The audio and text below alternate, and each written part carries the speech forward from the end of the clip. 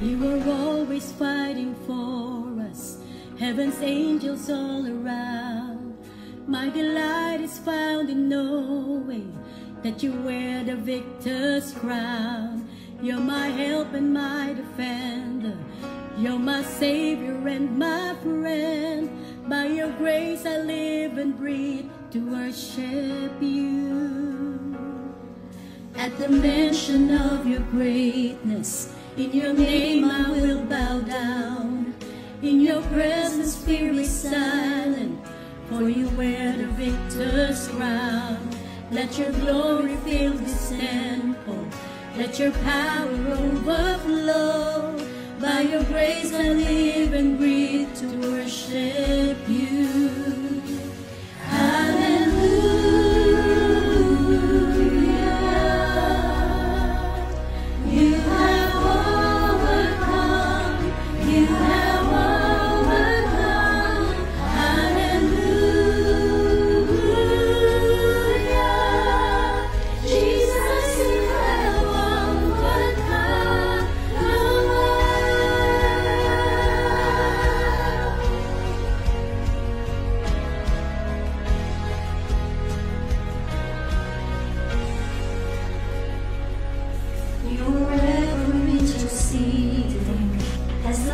Become the found.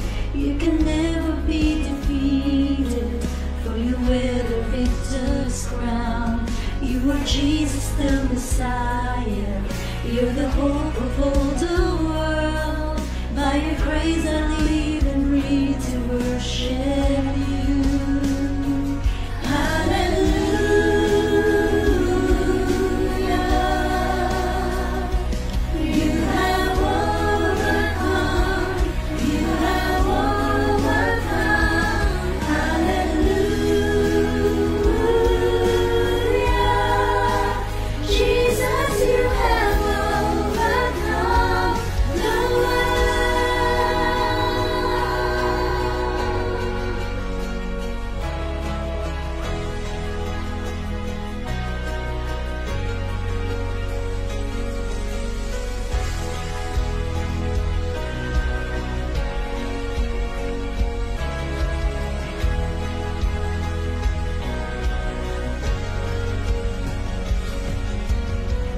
Every high thing must come down, every stronghold shall be broken. You wear the victor's crown, you overcome, you overcome. Every high thing must come down, every stronghold shall be broken. You wear the victor's crown,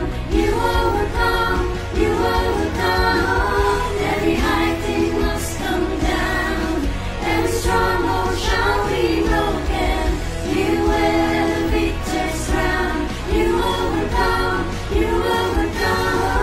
Every high thing must come down, every stronghold shall be broken. You wear the victor's crown, you overcome, you overcome.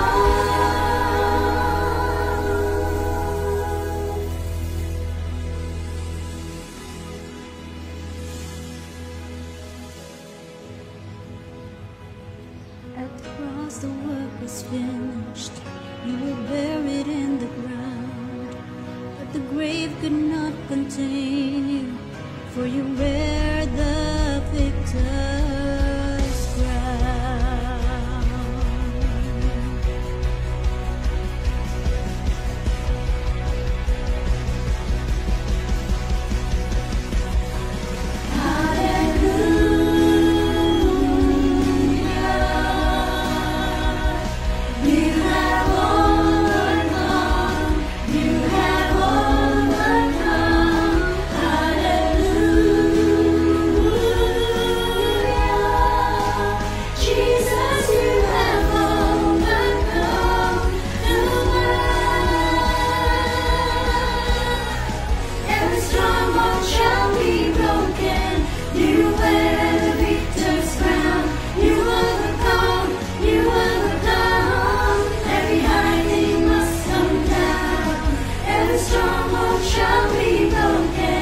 You wear the victor's crown, you overcome.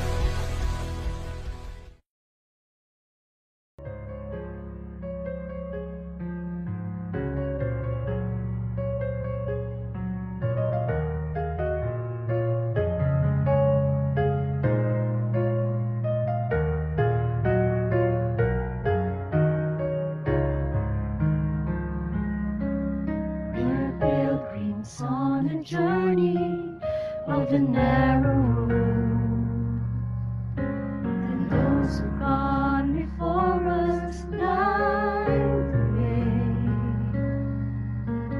cheering on the faithful, encouraging the weary.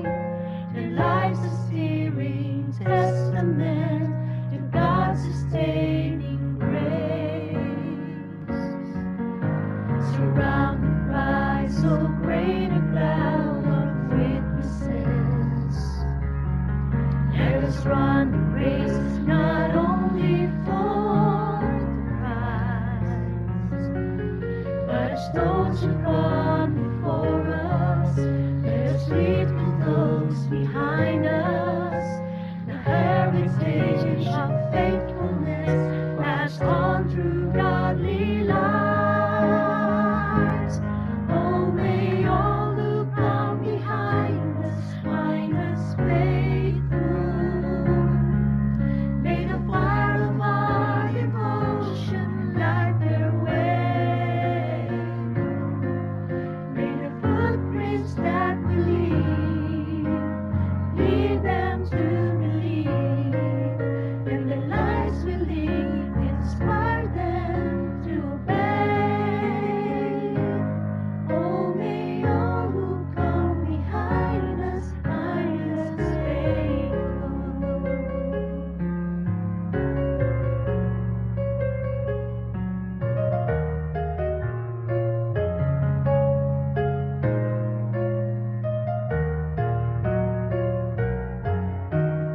After all our hopes and dreams have come and gone, let our children live through all we've left behind.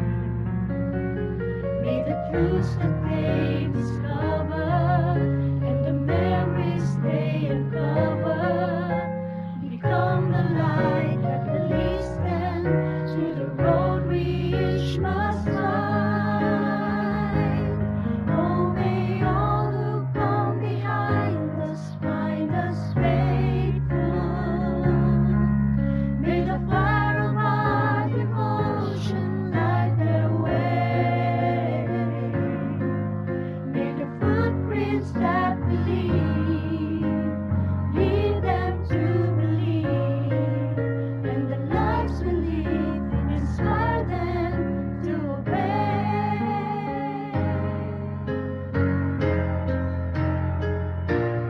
Oh, may all who come behind us find us faithful. May the fire of our devotion light their way. May the footprints that we lead them to believe, and the lives we live inspire them to obey.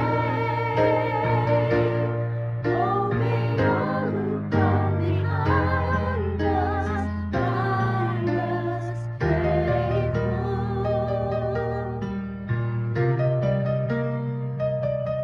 Oh, may all who come behind us find us faithful.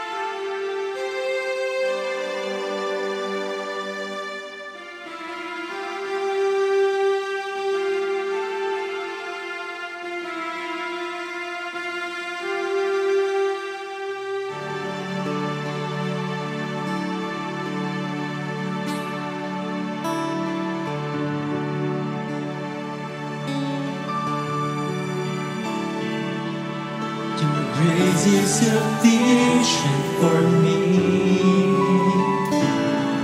Your Your strength is made perfect when I am weak. All that I cling to, I lay at your feet. Your grace is sufficient for me.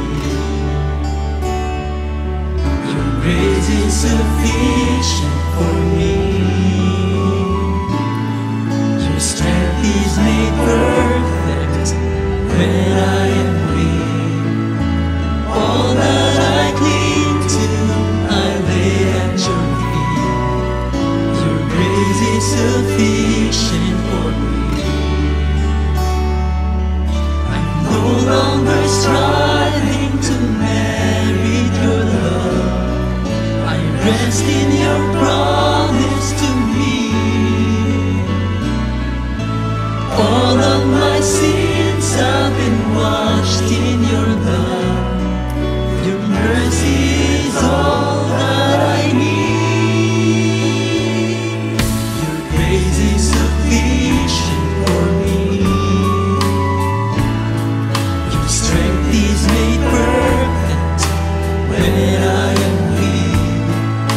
All that I cling to, I lay at your feet. Your grace is sufficient for me. You see me as righteous because of the blood that made the atonement for me. Your mercy has triumphed where I should be judged. So now by your grace I am free.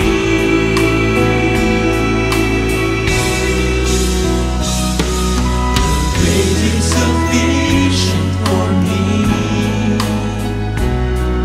Your strength is made perfect when I am weak. All that I cling to, I lay at your feet. Your grace is sufficient for me.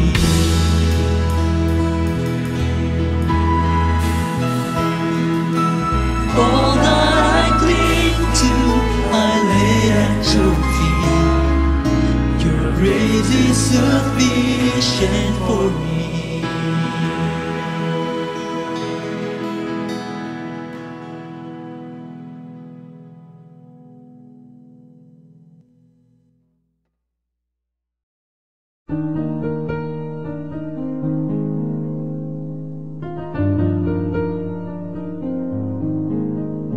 My heart is so proud. My mind is so unfocused. I see the things you do through me as great things I have done. And now you gently break me, then lovingly you take me and hold me as my Father and mold me as my Maker. I ask you how many times will you pick me up when I keep on letting you down? And each time I will fall short of your glory, how far will forgiveness abound? And you answer, my child, I love you. And as long as you're seeking my face, you walk in the path of my daily sufficient grace.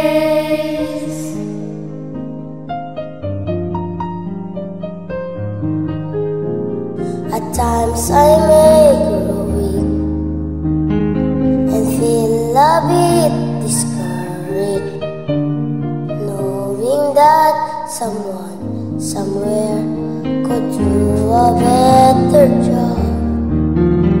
For who am I to serve you? I know I don't deserve you, and that's the part that burns in my heart and keeps me hanging on. I ask you how many times will you pick me up when I keep on letting you down?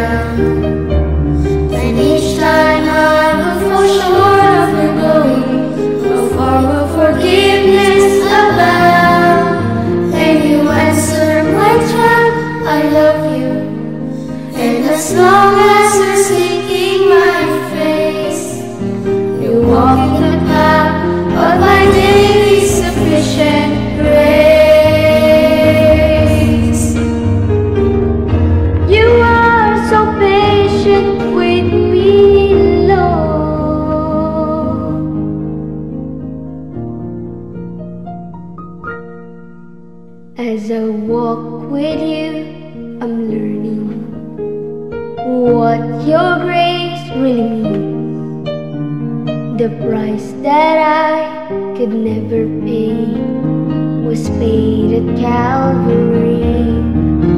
So instead of trying to repay you, I'm learning to simply obey you by giving up my life to you. For all that you've given to me. I ask you how many times will you pick me up when I keep on letting you down? And each time I will fall short of your glory, how far will forgiveness abound? Can you answer my child, I love you? And as long as you're seeking my face, you walk in the path of my daily sufficient grace.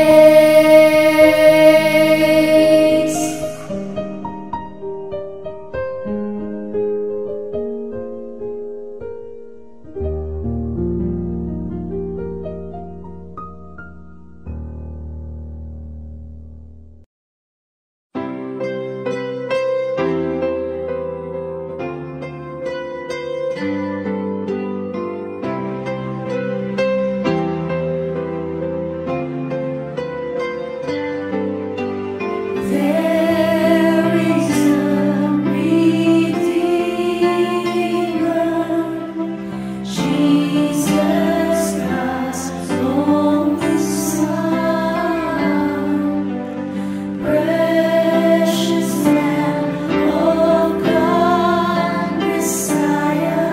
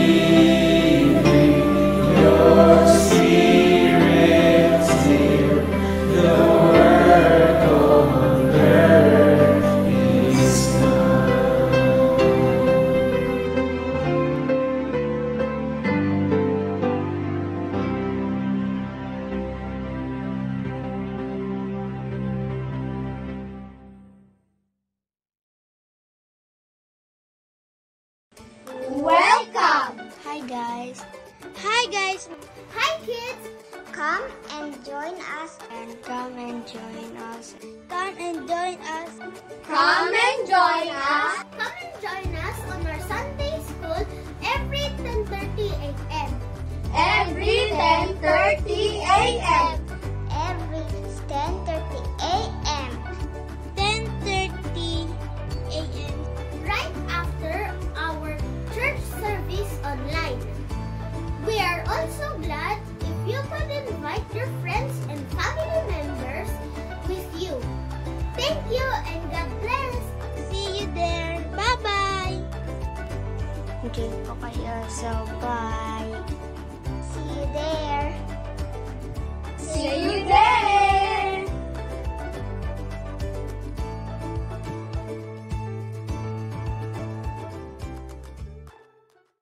Cause what if your blessings come through raindrops?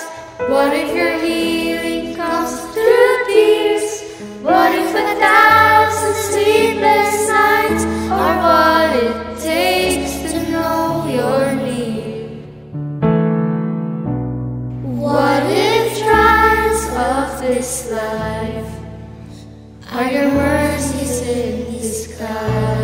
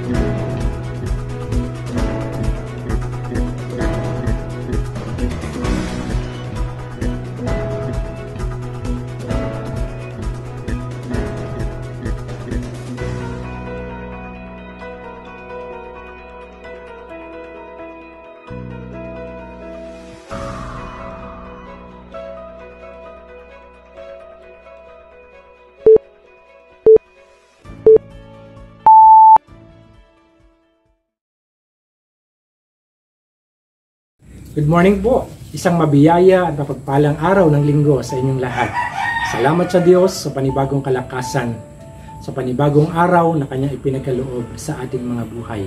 Bago po tayo manambahan, ating pong basahin ang Aklat ng Mga Awit, chapter 34, verse 10. Kahit mga leon ay nagugutom din, sila nagkukulang sa hustong pagkain, ngunit ang sinumang si Yahweh susundin, sa anumang bagay hindi kukulangin. Totoo po mga kapatid, sabi nga ang mga leon ay nagugutom din. Alam naman natin na sabi nga ang leon daw po ay king of the jungle. Subalit sila po ay dumarating ang panahon na sila nagsasalat sa pagkain. Ngunit ang magandang pangako ng Panginoon, ang lahat ng susunod sa Diyos, sa ating Panginoon, sa anumang bagay ay hindi pagkukulangin. Sa araw po na ito ay tayo po ay nasa ECQ, ang Metro Manila, at marami po naka-lockdown dahil po sa COVID-19 at marami ang nagkukulang sa pagkain. Pero salamat sa Panginoon sapagkat tayo po ay binigyan niya ng katiyakan na tayo ay hindi niya iiwan at pababayaan kailanman. Kaya naman sa panahong ito ng ating pananahimik sa ating mga tahanan, wala po tayo ibang dapat gawin kundi sumamba sa Kanya at makinig ng Kanyang mga salita. Kaya naman, ihanda natin ating puso at isipan sa araw na ito at tayo po ay buong galak na makinig at sumamba sa ating Panginoon. Tayo manalangin. Amang banal, maraming pong salamat sa iyo sapagkat sa kabila ng mga nangyayari sa aming paligid, ikaw ay nandyan at kami nakakasigurado at nakatitiyak na hindi mo kami iiwan at hindi kami pababayaan kailanman. Tunay nga o Diyos na itinataas namin ang dakilang pangalan, ang pangalan ng Panginoon sa Kristo upang ikaw ay masamba sa aming kalagitnaan. Nawa nga o Diyos, sa araw na ito patuloy mong mapagpala ang bawat isa sa amin at lalo na po sa aming pakikinig ng iyong mga salita na dadalhin ni Pastor Alfred. Iyo po siyang puspusin ng iyong Santong Espiritu at patuloy na bigyan ng karunungan. Dalangin din namin na iyo pong pagpalain kaming lahat na sumusubaybay at nakikinig sa pananambahan at pangangaral ng iyong mga salita. Naway matutunan namin at maisabuhay namin ang lahat ng marinig namin sa araw na ito. Muli Panginoon, tunay nga na ikaw lamang ang aming pag-asa, ikaw lamang ang aming kalakasan, at ikaw ang aming kasapatan. Lord, sa araw na ito, Lord, subaybayan mo kami, samahan mo kami habang kami po ay nananambahan sa iyong pangalan. Ama, maraming pong salamat. Ito po ang aming samo at panalangin sa pangalan po ng Panginoon sa Kristo. Amen.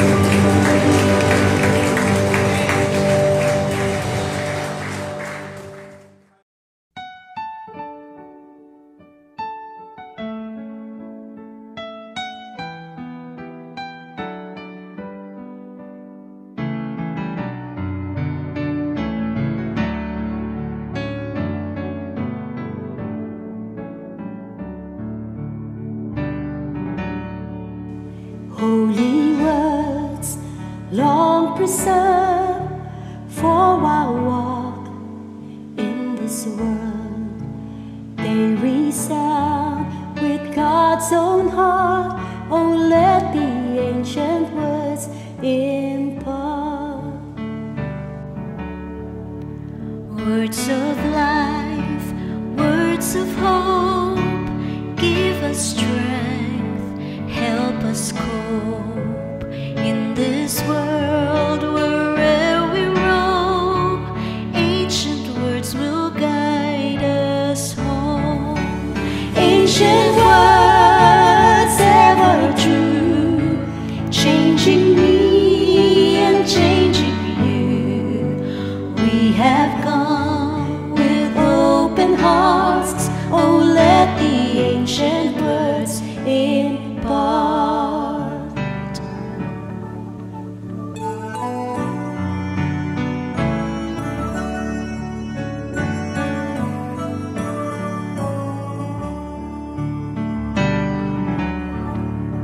Holy words of our faith, handed down to this age, came to us through sacrifice. Oh, hear the faithful words of Christ. Holy words, long preserved for our walk in this world. They resound with God's own heart. Oh, let the ancient words impart. Ancient words, ever true, changing me and changing you. We have come with open hearts. Oh, let the ancient words impart. Ancient words, ever true, changing me and changing you. We have come with open hearts. Oh, let the ancient words impart. Ancient words, ever true, changing me and changing you. We have come with open hearts. Oh, let the ancient words impart. Ancient words, ever true, changing me and changing you. We have come with open hearts. Oh, let the ancient words impart. We have come with open hearts. Oh, let the ancient words impart.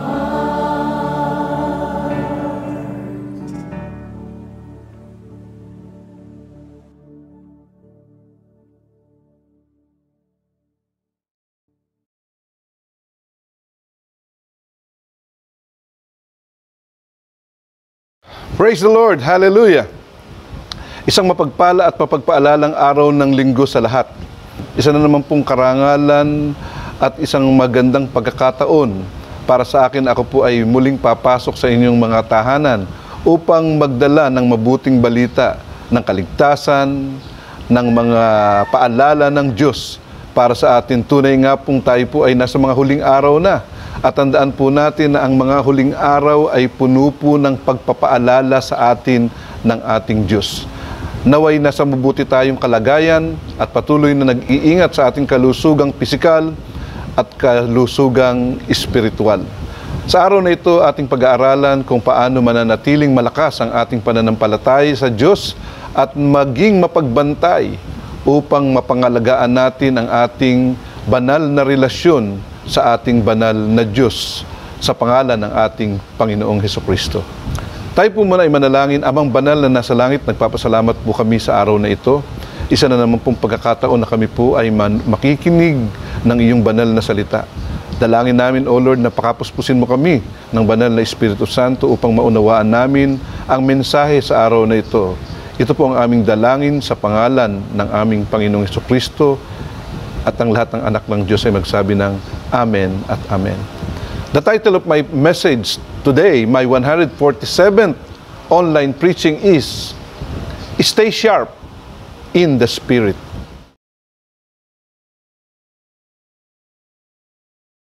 Bago po ako magpatuloy sa aking pangangaral, makinig muna po tayo sa isang natatanging bilang.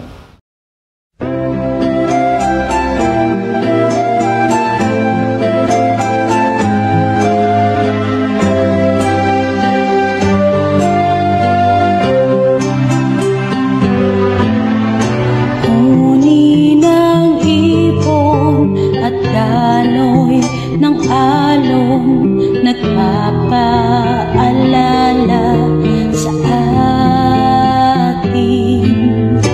Ihip ng hangin sa ating damdamin ay may naisipahatid. Ang kalawakan sa katahimikan ay may naisipabatid. Lupa at langit sabay sa pag-awit ng luwalhati.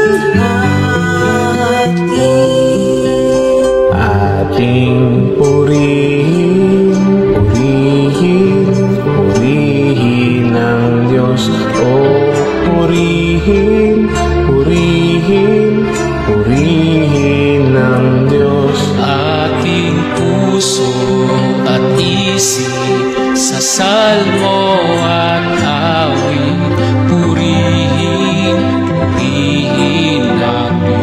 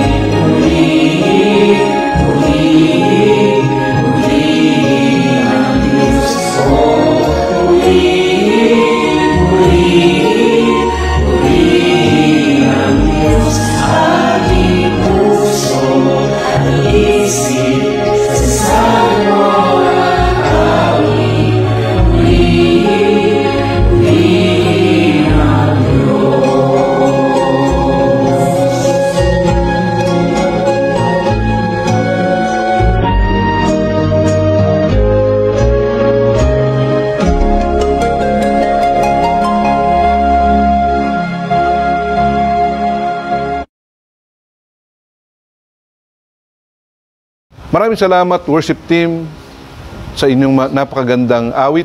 Pagpalain kayo ng Panginoon. Ayon po sa Mateo Kabanatang 12, talatang 43 hanggang 45, ito po ang sinasabi ng Panginoong Jesucristo sa kanyang mga alagad nung sila po ay nagkakatipon. Kapag ang masamang espiritu ay lumabas mula sa isang tao, siya'y gumagala sa mga lupaing tigang upang maghanap ng mapapagpahingahan. Kung wala itong matagpuan, ay sinasabi sa sarili, babalik ako sa tahanang aking pinanggalingan. Pagbalik niya at makita itong walang laman, malinis at maayos, aalis muna siya at magsasama pa ng 7 espiritong mas masama pa kaysa kanya at papasok sila at maninirahan doon. Dahil dito ang kanyang magiging kalagayan ay mas masama pa kaysa dati. Ganyan ang mangyayari sa masamang lahing ito. Ito pong sinasabi ng ating Panginoong Hesukristo sa kanyang mga alagad. Pinaalala niya po sa mga tao, maging sa atin, na ang masamang espiritu, pag umalis sa katawan ng isang tao, ay babalik uli at magsasama pa ng mas maraming masamang espiritu upang manirahan sa taong iyon.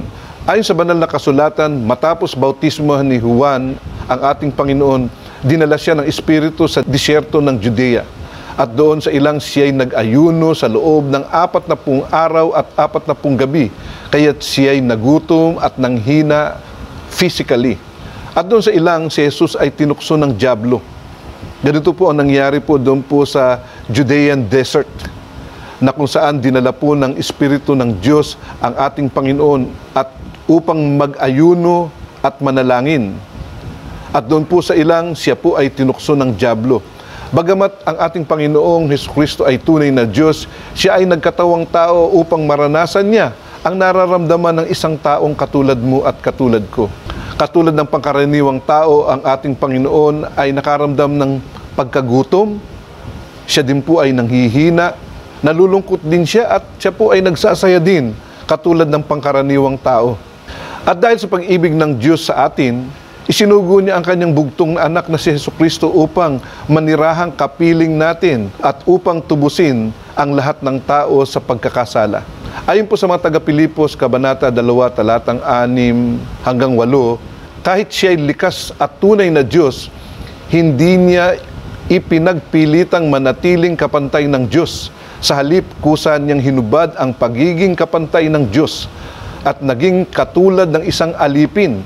Ipinanganak siya tulad ng mga karaniwang tao. At nang si Kristo'y maging tao, nagpakumbaba siya at naging masunurin hanggang kamatayan. Kaya nga nararamdaman ng Diyos ang ating nararamdaman sa pamamagitan ng kanyang bugtong na anak. At dahil kay Jesus, ang Diyos sa langit ay nakikisaya sa atin kapag tayo ay masaya. At kung tayo naman po mga kapatid ay malungkot, ang Diyos po ay hindi rin natutuwa. Siya po ay malungkot din. At tandaan po natin nang ang Panginoong Jesus ay nag-ayuno ng 40 araw at 40 gabi, doon po sa ilang, siya po ay tinukso ng dyablo. Naramdaman po niya na siya ay magutom at manghina. At nung tinukso nga po siya ng dyablo at nakita ng dyablo na siya po ay hinang-hina at gutom na gutom, sinabi po ng dyablo sa ating Panginoon na kung siya ang anak ng Diyos, gawin niyang tinapay ang mga batong ito upang maibsan ang kanyang kagutuman. Sa buhay natin, madalas tayo ay tinutukso ng dyablo sa panahon ng ating kahinaan, sa panahon ng ating kabalisahan, sa panahon ng ating pagdadalamhati at kalungkutan, at sa panahon lalong-lalo na sa kahirapan at kagutuman. Tandaan natin na maging ang ating Panginoong Hesukristo ay hindi nakaligtas sa tukso ng dyablo. Tandaan po natin at lagi po tayong mapagbantay, lalong-lalo na po sa panahon ng ating kahinaan. At tandaan din po natin na hindi lang po sa panahon ng kahinaan natin, kagutuman at kahirapan, tayo ay tutuksohin ng dyablo. Maging sa panahon ng ating kaunlaran, sa panahon ng katiwasayan, at lalong-lalo na pag nasa comfort zone ka, diyan tinutukso ng dyablo, lalong-lalo na ang mga anak ng Diyos. Kaya nga hindi po tayo magpakakampante, huwag tayong maging komportable, lagi po tayong mapagbantay sa ating buhay. At dahil po nagutom at nanghina ang ating Panginoon, sinamantala ng dyablo ang pagkakataong iyon nang ang Panginoon ay nanghihina at nagugutom. At kaya nga po sinabihan siya ng dyablo na dahil siya nagugutom, gawing tinapay ang mga bato doon po sa ilang upang mapatunayan na siya nga po ang anak ng Diyos. Tunay nga pong ang ating Panginoong Hesukristo ang anak ng Diyos na buhay. At ito po ay ipinahayag ni Pedro noong tanungin ng ating Panginoon ang mga alagad kung sino siya sa kanila. At agad pong sumagot si Pedro na siya ang Kristo, ang anak ng Diyos na buhay. At ang mga katagang ito ay nagpapatunay na ang ating Panginoong Hesukristo ang tagapagligtas o ang Kristo o ang Mesiyas. Napakahalagang malaman po natin na ang ating Panginoon ang tagapagligtas ng sanlibutan ito, sapagkat marami po ang magpapanggap na Kristo, lalong-lalo na po sa mga huling araw ayon po sa ating Panginoon mismo sa banal na kasulatan. Nung tinukso ng dyablo ang ating Panginoon, hindi po siya nagpadala sa hamon ng dyablo. Bagamat siya po ay nagugutom at nanghihina physically, ang kanyang espiritu ay malakas. Ayon nga po sa banal na kasulatan, siya po ay puno ng kapangyarihan ng banal na espiritu. Hindi niya ginawang tinapay ang bato upang mapatunayan lang sa dyablo na siya ang Kristo. Madalas po tayo po ay hinahamon ng mga tao, lalong-lalo na ng dyablo upang mapatunayan natin na tayo ay anak ng Diyos. Tandaan po natin mga kapatid, ang tunay na anak ng Diyos ay wala nang dapat patunayan pa, hindi sa salita kung hindi sa gawa. Ito rin ang madalas na katanungan ng mga Pariseo at mga iskriba sa ating Panginoong Hesukristo. Tinatanong nila ang Panginoon kung siya nga ang Kristo. At iniinsulto pa nga po nila ang ating Panginoon. Kung kaya't sinabi niya sa dyablo na nakasulat sa banal na kasulatan na ang tao'y hindi lamang nabubuhay sa tinapay, kundi sa bawat salitang namumutawi o nagmumula sa bibig ng Diyos. Dapat lahat po tayong mga tao ay nabubuhay hindi lang po sa pisikal na pagkain, kundi sa pamamagitan ng salita ng Diyos na nagmumula sa bibig mismo ng ating Diyos. Ang pagkain espiritual ay kinakailangan sa panahong ito, lalong-lalo na po na malapit nang dumating ang ating Panginoon. Ang dyablo kasama ang mga demonyo ay nagmamadali at sinasamantala ang panahong ito sapagkat alam niya na nasa huling yugto na tayo ng daigdig na ito. Amen. Tandaan po natin mga kapatid na ang dyablo ay head-on collision. Amen. Hindi siya magpapatumpik-tumpik o magpapapetik-petik na katulad ng ginagawa po ng maraming Kristiyano. Tayo po ay parang kala mo wala nang pandemya. Kung tayo ay kumilos, tandaan po natin na lagi po tayong mapagbantay. Mag-ingat po tayo, no? At tandaan po natin na ang dyablo po ay nasa paligid lang natin, nakatulad po ng umaatungal na leon na handang bumihag o manira o mangwasak sa mga taong papetik-petik o nagre-relax lang. Ayon po sa Mateo Kabanata 4, talatang 5 hanggang 6, pagkatapos dinala siya ng dyablo sa Jerusalem, ang banal na lungsod, at pinatayo sa taluktok ng templo. Sinabi nito sa kanya, kung ikaw ang anak ng Diyos, magpatihulog ka sapagkat nasusulat, sa kanyang mga anghel ikay itatagubilin at sa kanilang mga kamay ikay aalalayan nang sa mga bato paamoy hindi masasaktan. At sa tagpong ito, habang ang Panginoon ay nanghihina physically, dinala naman siya ng dyablo sa banal na lungsod, sa banal na templo, at hinamon siyang tumalon mula doon po sa itaas ng templo. Isa sa mga tukso ng dyablo sa mga taong pinanghihinaan ng loob ay ang magpakamatay. Alam ba ninyo, ayon sa talaan ay mayroon pong 3,529 na kaso ng intentional self-harm or suicide ang naitala noong taong 2020. Ito po ay sa Pilipinas pa lamang. At kung pag-aaralan po natin, ang suicide sa buong mundo ay napakarami. At ito po ay bunga ng tukso ng dyablo sa mga taong pinanghihinaan ng loob. Katulad nga po ng ating Panginoong Hesukristo, nang siya po ay dalhin ng dyablo doon po sa templo sa Jerusalem, ay tinukso po niya ang ating Panginoon at sinabihan na tumalon mula po sa tuktok ng templo, sapagkat siya po ay iingatan daw ng Diyos ayon sa banal na kasulatan. At tunay nga pong iingatan tayo ng Panginoon, pero huwag po natin susubukin ang Panginoon. Amen. Marami sa mga tao ang nagre-resort sa pagpapakamatay kapag sila po ay nanghihina at nawawalan na ng pag-asa. At tandaan po natin, isa po ito sa tukso ng dyablo.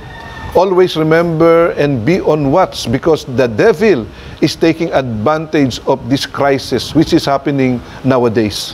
Ayon po sa Mateo Kabanata 4, talatang 7, ngunit sumagot si Jesus, nasusulat din naman, huwag mong susubukin ang Panginoon mong Diyos. Tandaan natin na subukin mo na po ang lahat ng tao. Huwag lang ang Diyos. Huwag po nating susubukin ang Panginoon. Huwag po tayong mag-attempt na subukin ang ating Panginoon sapagkat ang pag-ibig ng Panginoon at ang kanyang habag ay subok na subok na. Walang katulad po ang pag-ibig at habag ng Diyos sa lahat ng tao. Ayon po sa Deuteronomio, Kabanata 6, talatang 16 hanggang 18, ito pong sinasabi, at ito po ang itinuran ng ating Panginoon sa dyablo, na huwag ninyong susubukin si Yahweh na inyong Diyos tulad ng ginawa ninyo sa Masa. Sundin ninyong mabuti ang kanyang mga utos at mga tuntunin.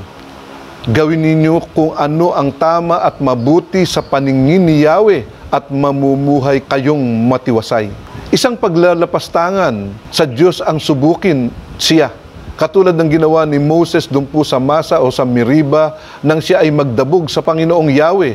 At ang naging resulta nito ay hindi siya pinayagang makapasok sa lupang pangako na ipinangako ng Diyos sa mga Israelita. At ayon po sa Mateo Kabanata 4, talatang 8 hanggang 9, pagkatapos po noon, dinala naman siya ng dyablo sa isang napakataas na bundok at ipinakita sa kanya ang lahat ng kaharian sa daigdig at ang kapangyarihan ng mga ito. Sinabi ng dyablo sa kanya, ibibigay ko sa iyo ang lahat ng ito kung magpapatira pa ka at sasamba sa akin. Sa pagkakataong ito po yung ultimate goal ng dyablo, na pasambahin ang ating Panginoong Hesukristo at magpatira pa sa kanyang harapan. Inalok ng dyablo ang ating Panginoon ng lahat ng kaharian at sanlibutan, maging ang kapangyarihan nito kung sasambahin ng ating Panginoon ang dyablo.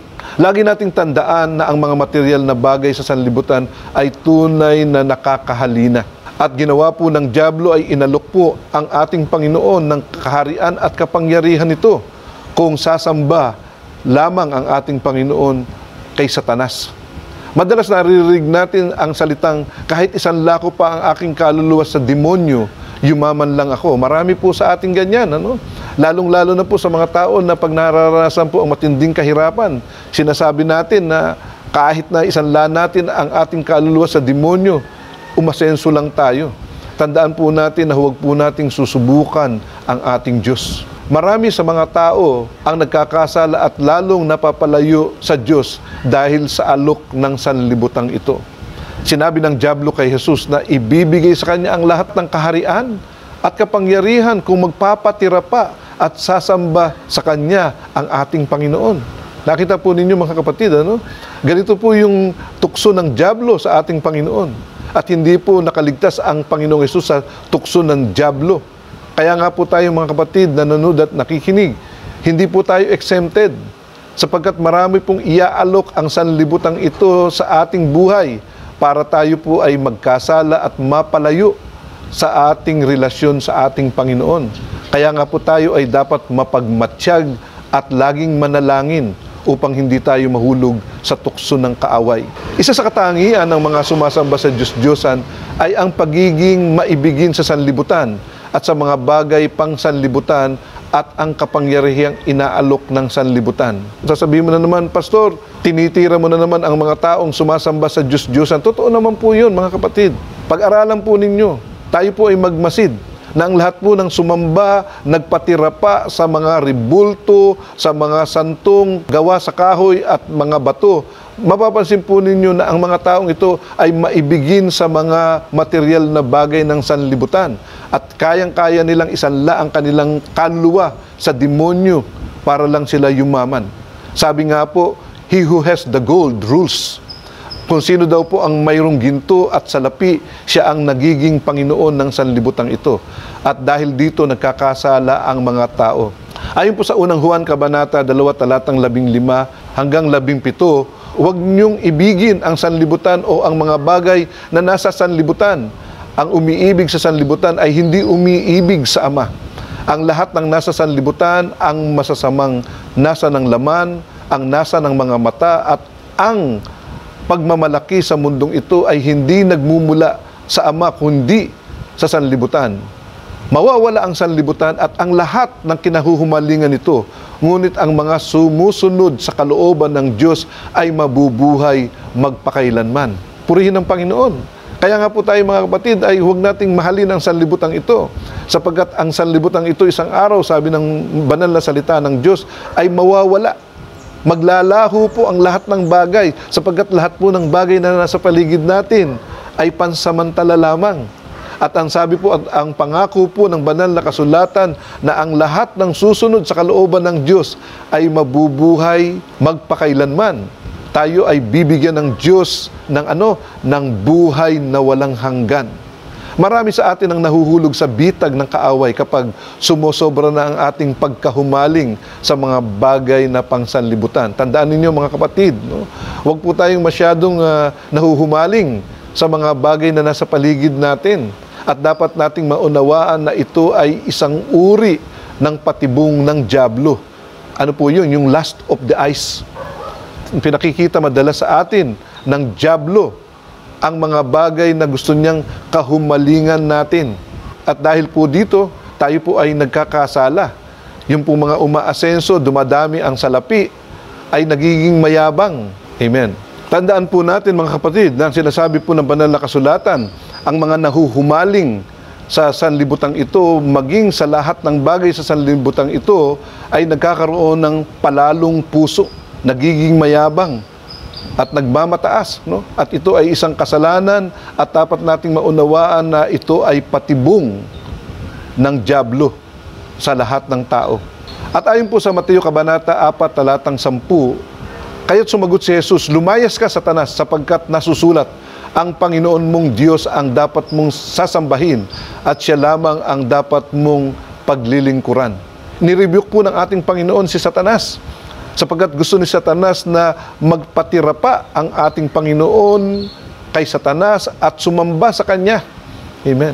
Ganun po ang layunin ni Satanas. Hindi lang po ang Panginoong Hesus ang gusto niyang sumamba sa Kanya, kundi ang lahat ng tao, ikaw at ako. Amen. At kaya nga po, marami po sa mga tao sa panahon natin ngayon ang sumasamba po sa Diyos-Diyusan. Ito po ay isang uri ng pagsamba kay Satanas. Makinig kayong mabuti mga kapatid. Marami sa atin ngayon, sa panahon natin ngayon, na nagpapatira pa, lumuluhod, no? Lumalakad ng paluhod, papunta sa dyablo. Tandaan po natin mga kapatid na hindi po tama talaga ang sumamba sa demonyo, sapagkat makinig po kayo na ang lahat ng sumasamba sa Diyos-Diyosan, sa mga ribultong gawa ng kamay ng masamang tao, ay sumasamba sa demonyo. At ito po ang gusto ng dyablo. Tuwang-tuwa po ang dyablo sa mga sumasamba sa Diyos-Diyosan. Sapagkat alam po naman natin na hindi makakapasok sa kaharian ng Diyos ang lahat ng sumasamba sa mga ribulto, sa mga santo, sa mga nililok ng kamay ng taong masama. Tandaan po natin, hindi sila makakapasok sa kaharian ng Diyos. Kung ikaw ay sumasamba sa demonyo, sa pamamagitan ng pagsamba sa mga ribulto, itigil mo na yan sapagkat ikaw po ay binibigyan ng pagkakataon ng Diyos na magbagong buhay. Tanggapin mo ang Panginoon bilang tagapagligtas ng iyong buhay upang ikaw ay makapasok sa kaharian ng ating Panginoong Hesukristo. Amen. Hallelujah. Kaya nga po, nung narinig po ng Panginoong Hesukristo ang alok ni Satanas sa Kanya, siya po ay pinalayas ng ating Panginoong Hesukristo at siya po ay lumayas. Tatanungin mo, bakit Pastor inalaw ng Lord na makipag-usap pa siya sa diablong ito, na alam naman niya na tutuksohin lamang siya? Tandaan po natin na ang lahat ng nakasulat sa banal na kasulatan ay para sa ating kabutihan, upang tayo ay magkaroon ng gabay.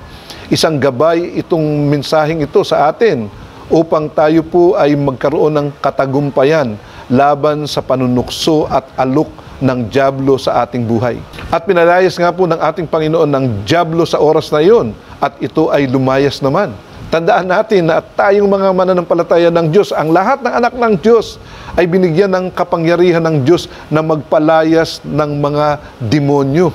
At ito po ay ginawa ng Panginoon upang ipakita sa atin ang halimbawa kung paano pinapalayas ang dyablo. Hindi pinakikiusapan ng dyablo.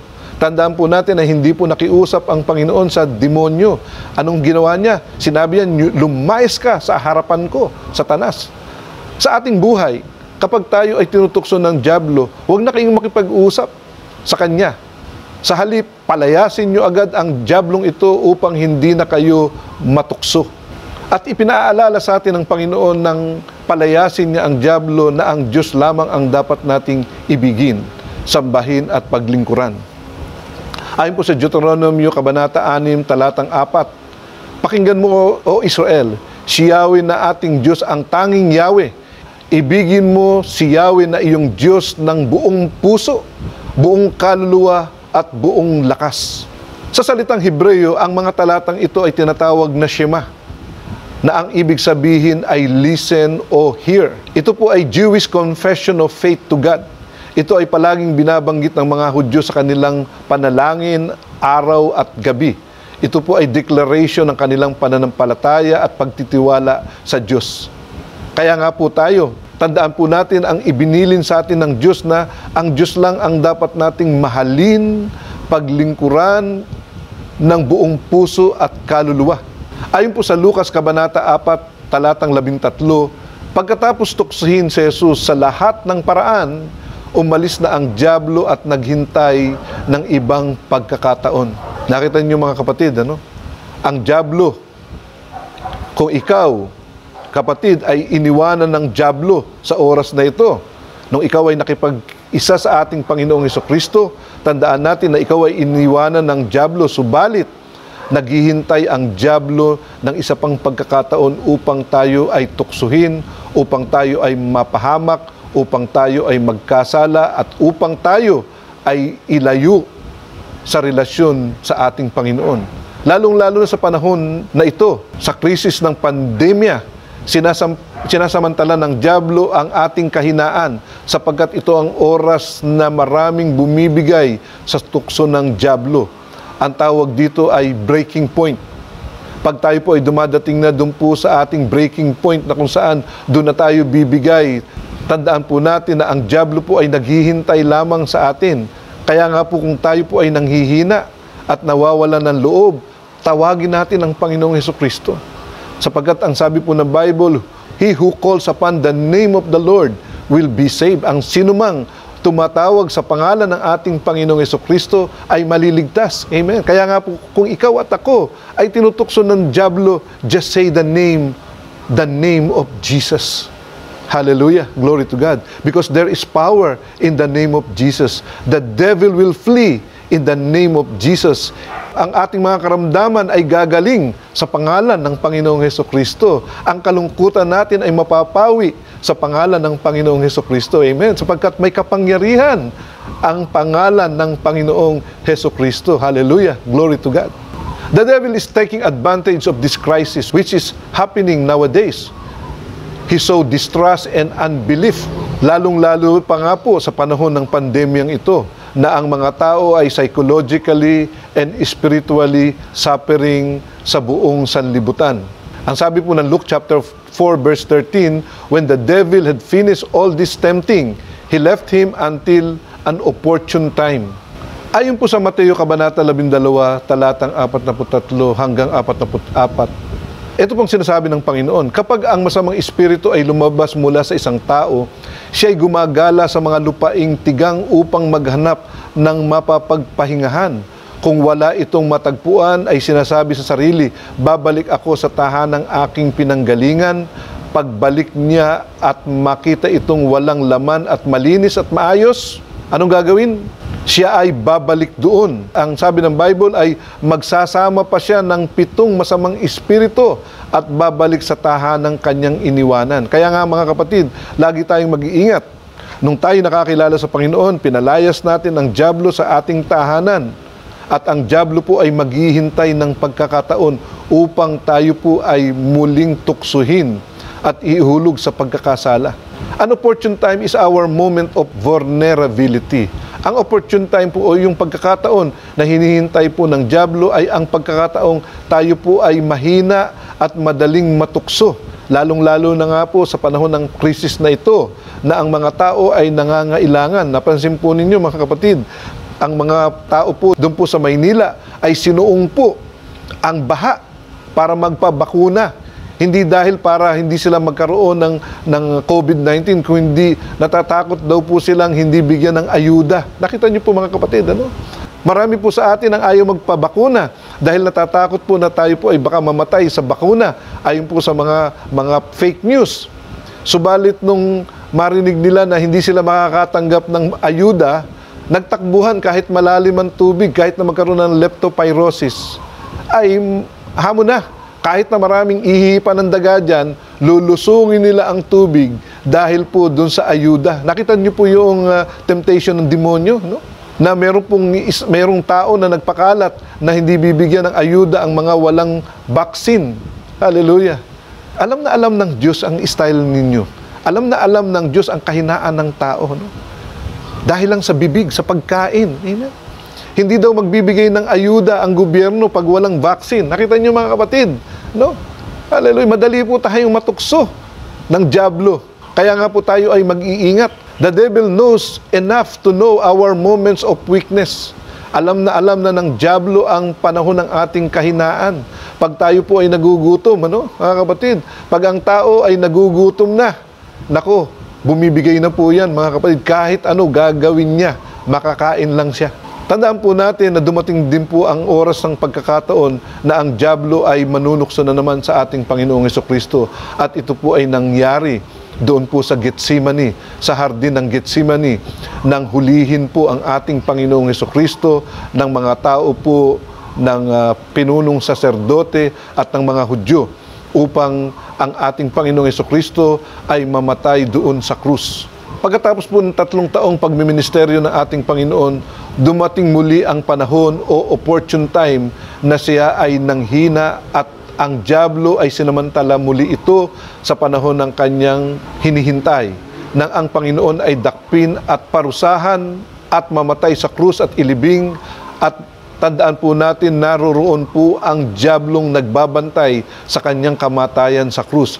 Sapagkat akala ng diablo na ang kamatayan ng Panginoong Jesucristo ay kanyang pananagumpay. Ang hindi niya alam, ang kamatayan ng Panginoong Jesucristo ay katagumpayan upang tayo ay tubusin sa ating kasalanan, sapagkat ang Panginoong Hesus naman po ay hindi na natiling patay.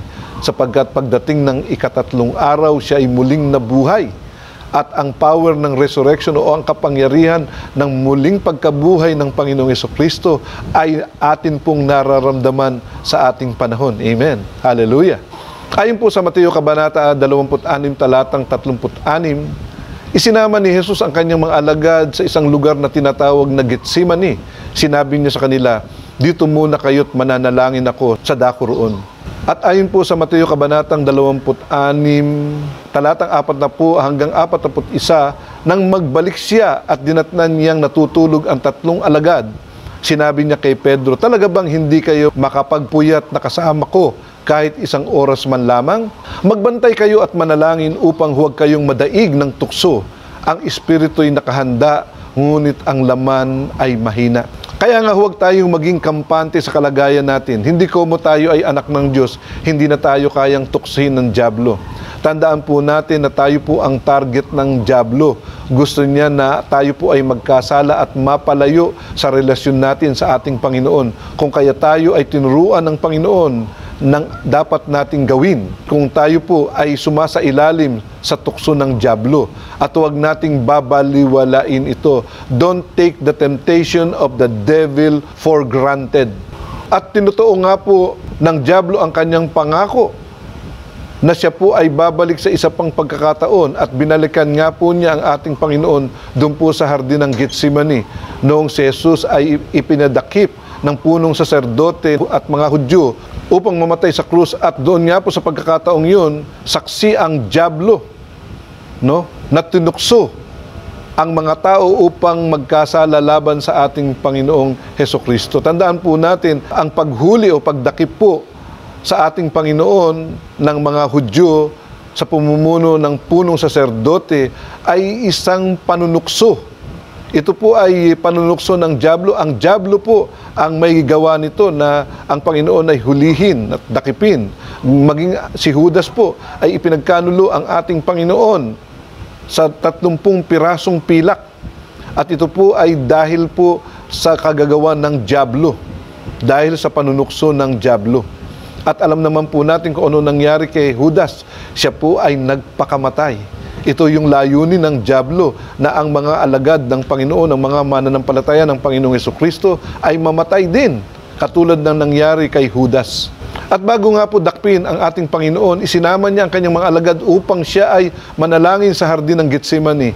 At ayon nga po sa Mateo Kabanata 26, talatang 41, ito po ang sinabi niya sa kanyang mga alagad, magbantay kayo at manalangin upang huwag kayong madaig ng tukso. Ang espiritu'y nakahanda, ngunit ang laman ay mahina. Sa huling pagkakataon, pinaalalahanan ng ating Panginoon ang kanyang mga alagad na magbantay at manalangin upang huwag madaig ng tukso. At ito ay pinaalala rin sa atin sa sulat ni San Pablo sa mga taga-Epeso. Ayon po sa mga taga-Epeso, Kabanata 6, talatang 17 hanggang 18, isuot ninyo ang helmet ng kaligtasan at gamitin ang tabak ng Espiritu na walang iba kundi ang salita ng Diyos. Ang lahat ng ito'y gawin ninyo na may panalangin at pagsamo. Manalangin kayo sa lahat ng pagkakataon. Sa patnubay ng Espiritu, lagi kayong maging handa at patuloy na ipanalangin ang lahat ng hinirang ng Diyos. Tandaan po natin, lagi po tayong manatiling malakas sa Espiritu ng Diyos. Katulad ng ating Panginoon, hindi siya nagpadala sa tukso ng dyablo sa panahon ng kanyang panghihina at napagtagumpayan niya ang taktika ng kaaway. Always remember, the devil doesn't give up easily. Tandaan natin na ang dyablo ay hindi basta sumusuko. Babalik at babalik siya kapag siya ay nagkaroon ng pagkakataong, kung kaya't tayo'y maging mapagbantay at laging manalangin upang huwag mahulog sa tukso. Magandang araw po sa inyong lahat. Tayo po ay manalangin. Ama banal na sa langit, maraming salamat po sa inyong paalala sa amin. Salamat po, O Diyos, na sa mga huling araw ay puno po ito ng pagpapaalala sa amin upang maayos namin ang aming buhay. Kami po ay umaasa at naniniwala at sumasampalataya na sa muling pagbabalik ng aming Panginoon, kami po ay isasama niya doon po sa kanyang kaluwalhatian, dyan po sa inyong kaharian, amang banal na nasa langit. Ama, sa araw na ito, pagpalain mo ang bawat isang nanunod at nakikinig. Dalangin namin na pagpalain mo ang gawa ng aming mga kamay. Pagpalain mo ang aming mga kinabukasan. At dalangin namin na kami po ay patatagin mo sa pananampalataya upang mapaglabanan ang lahat ng tukso na gagawin sa amin ng kaaway.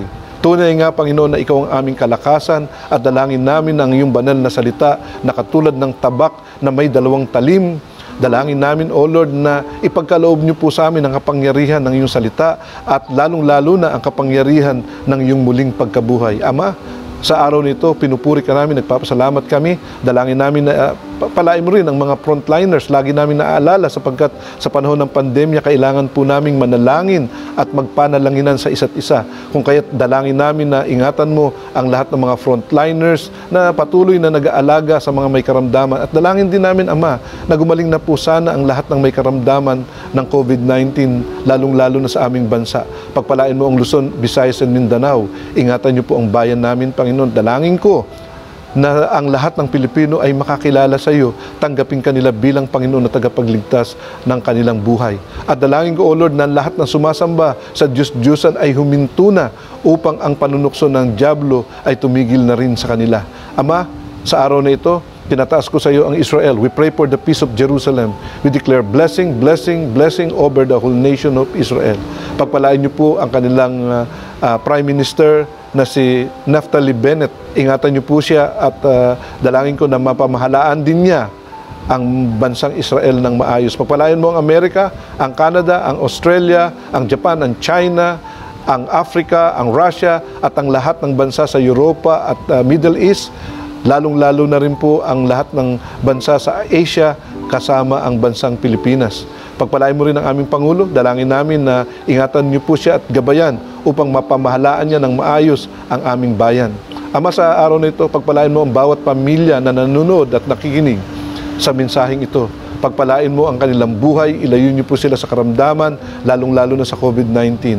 Dalangin ko rin, O Lord, na pagpalain mo ang Christ of All Ages, lahat ng member ng Christ of All Ages. Ingatan niyo po ang lahat ng mga sumasamba sa iyo, Panginoon, lahat ng nagtitiwala sa iyo. Pagpalain mo rin ang Church ni Pastor Job Tullios, ang God Will Provide Church, at ang Church ni Fred Merhilla sa Cavite.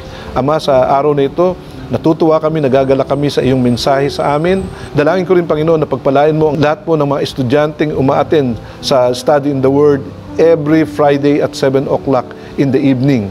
Pagpalain mo rin ang aking mga construction workers na umaattend po ng aming Bible study. Ama, maraming salamat sa araw nito. Pinupuri ka namin, pinasasalamatan, at kami po'y nagagalak lahat sa araw na ito. Dalangin namin ang liwanag ng Panginoong Hesus ay magningning sa buhay namin, mahabag ka lagi sa amin at bigyan mo kami ng tunay na kapayapaan. Ito po ang aming dalangin sa pangalan ng aming Panginoong Hesukristo, at ang lahat ng anak ng Diyos ay magsabi ng Amen at Amen. Magandang araw po sa inyo, and to God be the glory. Laging mag-ingat at maging mapagbantay. Manalangin lagi, araw-araw. At isama niyo na rin po ako sa inyong mga panalangin. Maraming salamat po.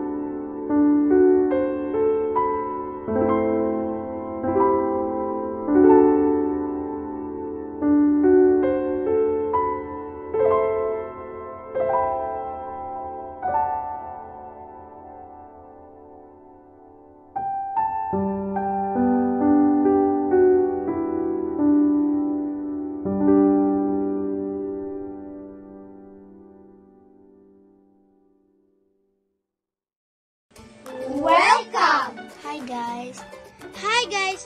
Hi kids! Come and join us. Come and join us. Come and join us. Come and join us. Come and join us on our Sunday school every 10:30 a.m. Every 10:30 a.m. Every 10:30 a.m. 10:30 a.m. Right after our church service online. We are also glad if you could invite your friends and family members with you. Thank you and God bless. See you there. Bye-bye. Okay po kayo. So, bye. See you there. See you there.